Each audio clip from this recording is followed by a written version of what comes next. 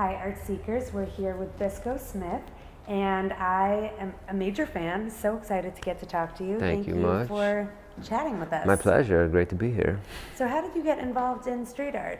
I got involved with writing before I got involved. Before street art was even a term, I was writing. I'm from Massachusetts, and then I moved to Connecticut for middle school, and that's when I got into graffiti. And New York was about, Manhattan's like an hour from where I was in Connecticut, and the highways were bleeding with graffiti. The train lines had graffiti. Like, it was when New York was booming in graffiti, street graffiti, and it was just like alive where we were at too. So I think that had a big thing to do with it. And then how did you transition from writing to more fine art? I mean, I was down with the crew called TD4 in New York, and my boy Mears, who also used to run, and like 5 Points was his thing, you know.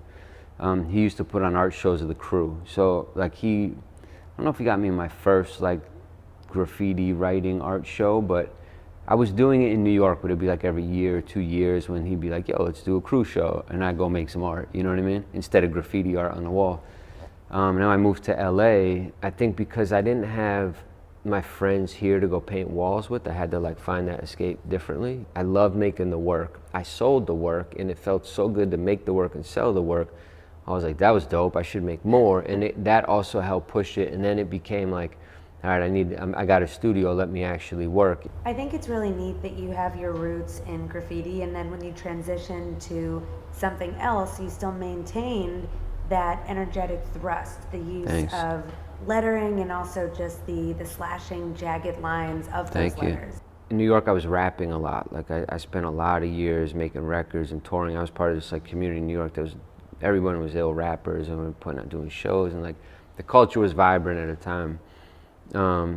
And when I got to LA, I didn't really have anybody to rap with. And for me, like, I love freestyle rapping for a lot of reasons, but the main reason is when you're really in that and you're really, really in it, like, you're dead in the center of no thought. Like, I just trust that my next thought will align.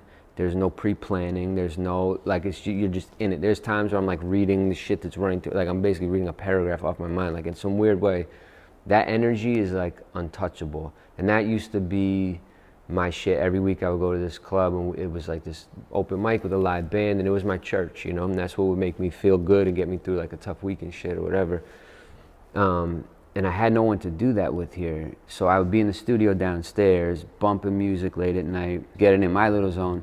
And I used to put newsprint up, so I still do when I'm in the studio and I'm like, don't know what I'm doing. I start just writing my day and trying to like plan and organize and dream and shit, and I just started writing my freestyles. I was like rapping, but like just started writing them, and I filled these pages up with all this writing, and it felt so good. Like the energy was just like, wow, I caught the energy that I caught that moment that I love for rapping, and it looks aesthetically dope, you know, for what I think is aesthetically dope.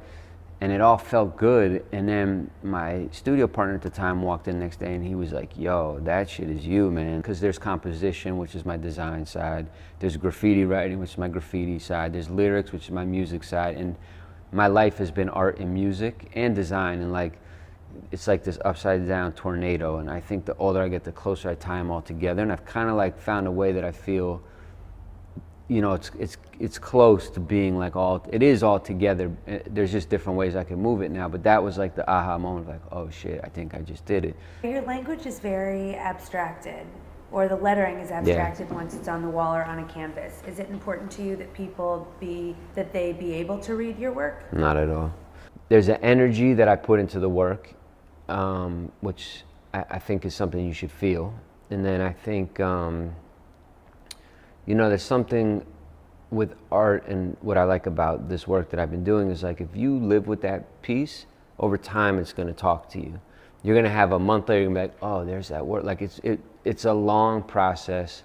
Like I don't even put spaces. I purposely don't space the letters out because I don't know, you know, it does it for me aesthetically, and like I think also I can be more vulnerable with the writing.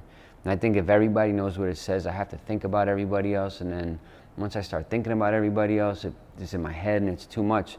When I know, like, I could write whatever comes to my head, like that that to me is more free. And the minute that I have to tell people what it is, or I gotta translate it, it's like, or make it legible, it's like, who's it for? And I know it's for everyone, myself and for the viewer, but I don't know, it just ain't that, everything's not that easy, you know what I mean? Art is so personal, and especially yours when these words are coming out of your psychology. Yeah. And so I think that is really letting them in to a part of you that maybe you don't want to share. My work has changed since Donald Trump became our president. Like there's more red. There's a lot more red. The content's changed. I mean, some of the pieces have changed. Like, you know, I'm trying to kind of keep in my lane, but also add an expression of that element. Like when I was designing, like if I was going to do a branding project, which is my favorite kind of work to do, I do everything in black and white before any color gets touched. Like I'll design for 3 days straight. First round is always black and white, because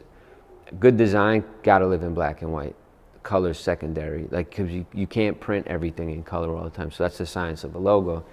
And I kind of think maybe the black and white was like my first level, and now it's like I'm starting to put color into. But I had to figure out what I was doing before. But now I want the color to mean something, like not just to be beautiful. So I started using the red because of the urgency and the emergency and just the alarmingness and the alertness and all this shit that I feel is just like, and like we all bleed the same blood. I don't know, you know, there's so many touch tones on red, just felt like the time to bring it out. I want to go like drop everything and just like save babies or whatever I can do, feed the children and like fight the good fight, like on the front lines. I dream of doing this. Maybe I'm too scared to do it or something, but I'm like, maybe my way of adding good into this world and making my little change is to put out a positive energy and do what I do and like make sure the intention's there, make sure people get it and can hold it and feel better. And if we slowly all feel better, we're better.